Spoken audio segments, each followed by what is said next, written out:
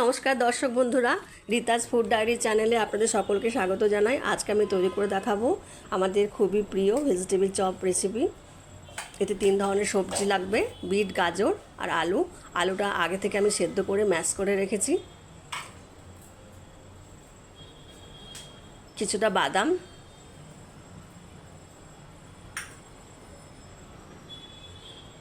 গোটা জিরে,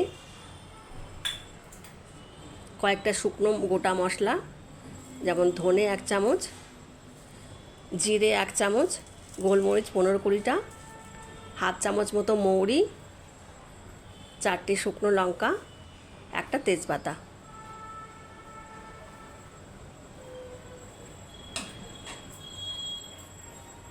আর আদা থেতো করে রাখা 1 ইঞ্চি মতো, আর 4-5টা কাঁচা লঙ্কা কুচি করে রাখা।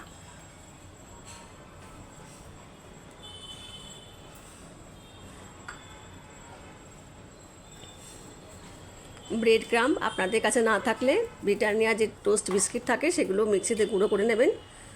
কর্নফ্লাওয়ার, প্রয়োজন মতো নুন,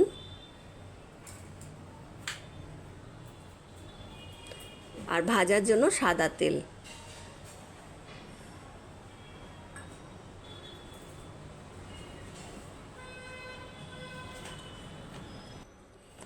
প্রথমে আমি শুকনো মশলাগুলো ভেজে নেব।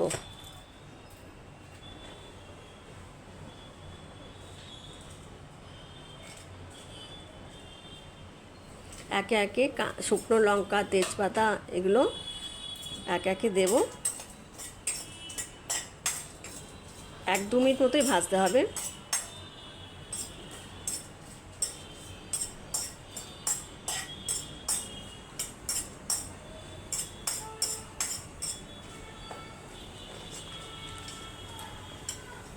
বন্ধুরা, আপনাদের সহযোগিতা পেয়ে আমি সত্যি আপ্লুত।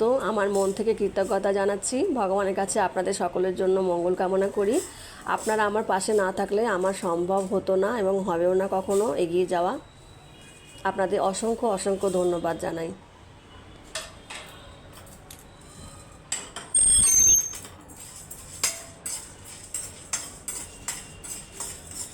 এই সমস্ত মশলাগুলো 1-2 মিনিট ভেজে নিয়ে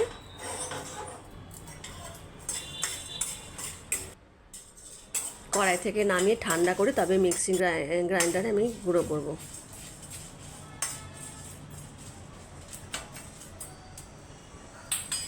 আপনারা নিশ্চয়ই বানিয়ে দেখবেন, যখন নিজেরা খাবেন দেখবেন দোকানে থেকে কোথাও কম মনে হবে না। অবশ্যই বানাবেন। আর এই বর্ষার মরশুমে বৃষ্টি, তার সাথে চা নিয়ে বসে পরিবারের সকলের সঙ্গে এর স্বাদ গ্রহণ করবেন, খুব ভালো লাগবে।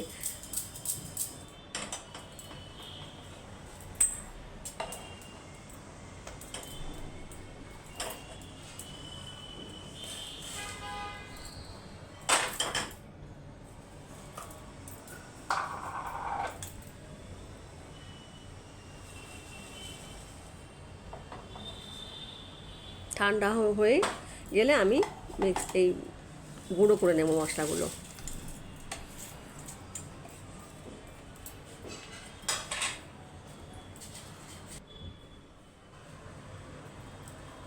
গুঁড়ো করে রেখে দিলাম, পরে লাগবে এটা।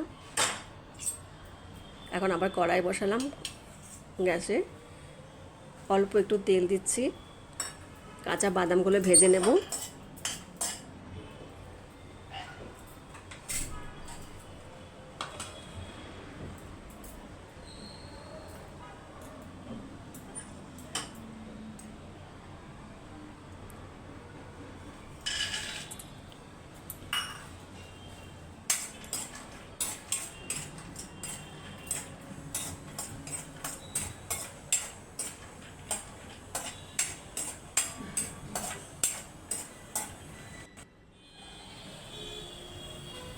ভেজে বাদামগুলো নামিয়ে নিলাম। এখন 2 টেবিল চামচ মতো তেল দেব। তারপর আমি পুরটা তৈরি করব। এখন একটা শুকনো লঙ্কা দিলাম গোটা, আর কিছুটা জিরে,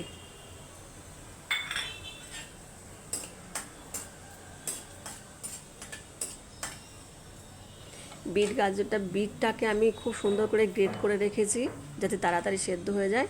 আর গাজর কুচি করে রাখা আছে, গাজরতে বেশিক্ষণ সময় লাগে না নরম হতে।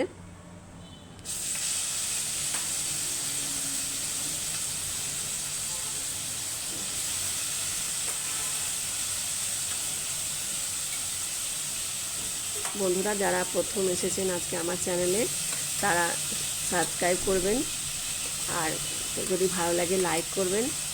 আপনাদের বন্ধু বান্ধব প্রতিবেশী আত্মীয় স্বজনদের সঙ্গে চ্যানেলটি শেয়ার করবেন, আর অবশ্যই কমেন্ট করে জানাবেন কেমন লাগলো।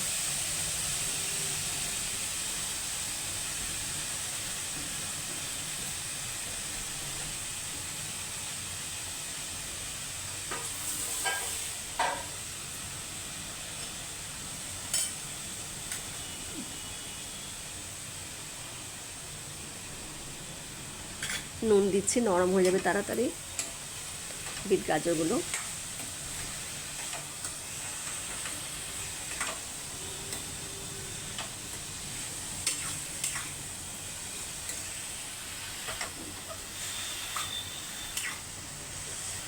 দোকান থেকে কিনে তো খাওয়া যায়, কিন্তু দোকানে যে তেল ব্যবহার করে সেটা কোন ব্র্যান্ড জানা থাকে না, আর ওরা সেই তেল যে কতবার ইউজ করছে তার ঠিক নেই। সুতরাং বাড়িতে তৈরি করে খেলে আপনার হেলথের জন্য ভালো। বাচ্চা টাচ্চা থাকে তো তাদেরও হেলথের সমস্যা হবে না। আর বিট গাজর তো খুবই উপকারী শরীরের জন্য।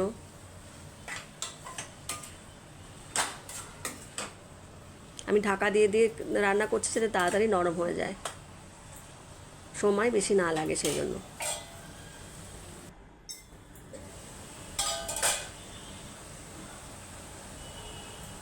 এখন অল্প একটু জলের ছিটে দেব, কিন্তু জলটা সম্পূর্ণভাবে শুকিয়ে নিতে হবে যেন একটুও না থাকে। জল থাকলে যে পুরটা আমি ভেজিটেবল চপের আকারে তৈরি করব, সেই পুরটা কিন্তু ভাজার সময় ভেজিটেবল চপটা ফেটে বেরিয়ে যেতে পারে। জল যেন একদমই না থাকে, শুকনো হয়ে যায় যেন পুরো। এই পুরটা শুকনোভাবে তৈরি করতে হবে, এটা মাথায় রাখতে হবে, এটা একমাত্র প্রধান টিপস। তেলে দিলেই যদি নরম থাকে পুরটা তাহলে বেরিয়ে যাবে, কিন্তু ফেটে যাবে। আমি জল দিলাম সেদ্ধ করার জন্য, কিন্তু আমি জলটা পুরো শুকিয়ে নেব। এখন ওই আদা থেতো করে রাখা কাঁচা লঙ্কা কুচি দিয়ে দিলাম।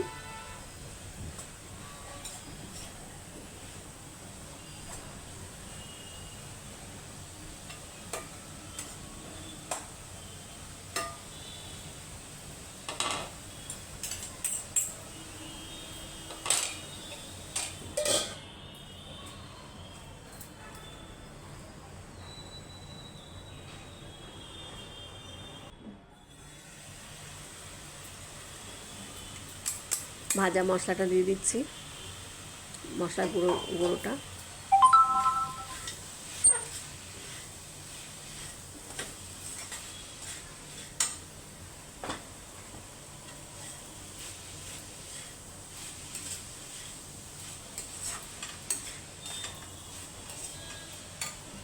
ভালো করে মিশিয়ে নেব। বাদামগুলো দিয়ে দিলাম।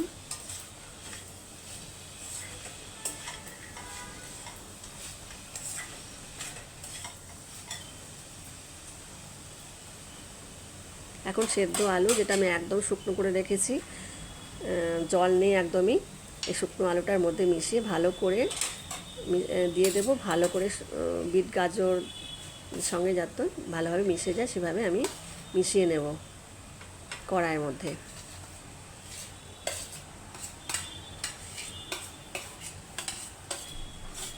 আর নুনটা চেক করে নেবেন পুরটা বানানোর সময়, কারণ আমি ব্যাটারে কোনো নুন দেব না।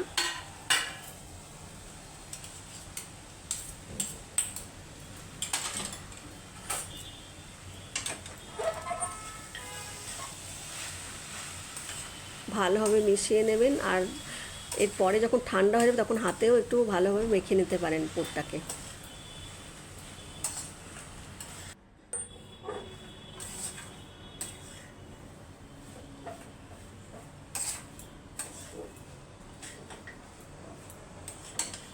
আলুটা দেওয়ার পর মাত্র 2-1 মিনিটই রান্না করতে, মানে নাড়াচাড়া করতে হবে। এখন আমি যে ব্যাটারটা বানিয়েছি সেটা দেখাচ্ছি। কর্নফ্লাওয়ারটা দিয়ে দিলাম একটা কাঁচের বাটিতে। এবার জল মেশাবো। ব্যাটারটা খুব পাতলা হবে না, খুব ঘন হবে না, মিডিয়াম হবে এর কনসিস্টেন্সিটা।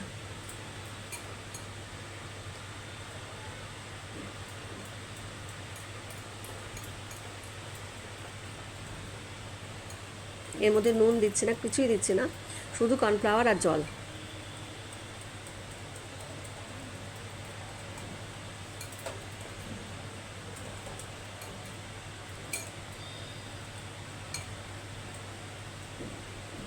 ইভেন আপনাদের কাছে যদি মনে হয় কর্নফ্লাওয়ারও নেই, তাহলে চালের গুঁড়ো দিয়ে করতে পারেন বা ময়দা দিয়ে।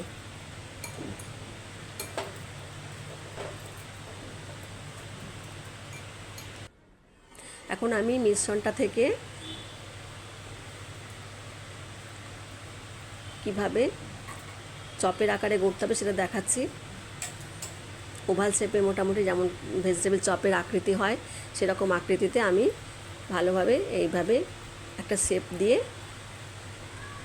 প্রতিটি আমি চপ গড়ে রেখে দেব।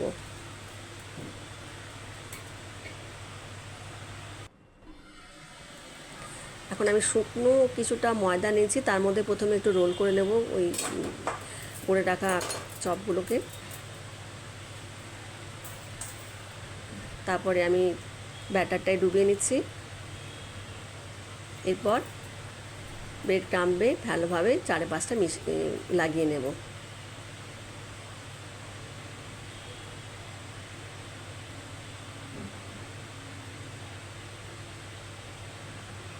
এভাবে একটা একটা করে প্রথমে ময়দায় একটুখানি রোল করে নেব, তারপরে ব্যাটারে ডোবাবো, তারপরে ব্রেড ক্রাম্বে ভালোভাবে 4-5টা লাগিয়ে নিয়ে একে একে সব তৈরি করে নেব।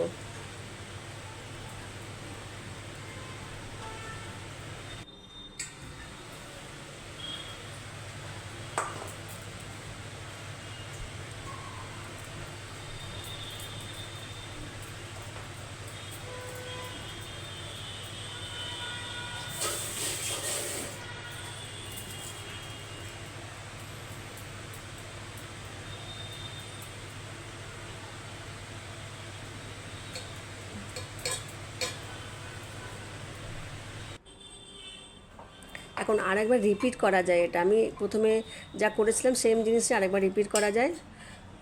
আরেকবার ব্যাটারে ডুবিয়ে ব্রেড ক্রাম্বে ভালো করে মাখিয়ে নেওয়া যায়, কিন্তু একবার করলেও কিছু ক্ষতি নেই, আবার দুবারও করতে পারেন। এখন আমি কড়াইতে তেল নেব। তেলটা একটু বেশি দিতে হচ্ছে, কারণ এটাকে ডুবো তেলে ভাজতে হবে, ডিপ ফ্রাই করতে হবে।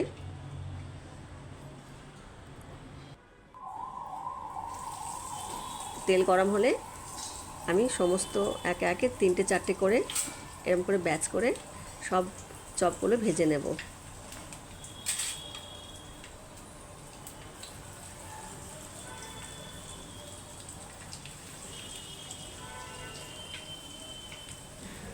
মোটামুটি লাল করে ভাজতে হবে।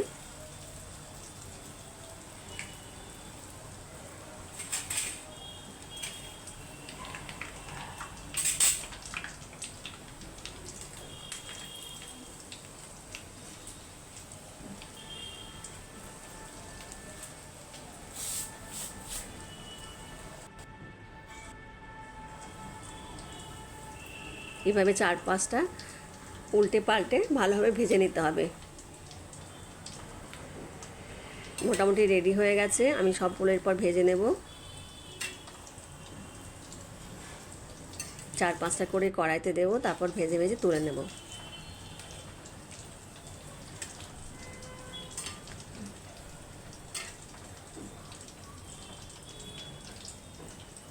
দর্শক বন্ধুরা, আপনাদের কেমন লাগলো জানাবেন, অবশ্যই তৈরি করে বাড়িতে খাবেন।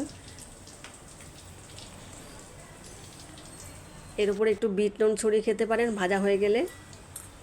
খাওয়ার সময় একটু বিট নুন মিশিয়ে নেবেন ওপর থেকে, আর স্যালাড বানিয়ে নেবেন।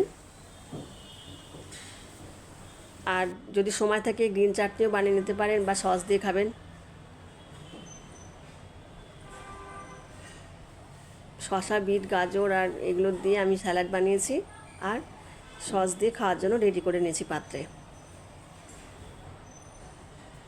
কেমন লাগলো জানাবেন। আপনারা ভালো থাকবেন, সুস্থ থাকবেন, পরে আবার দেখা হবে। নমস্কার।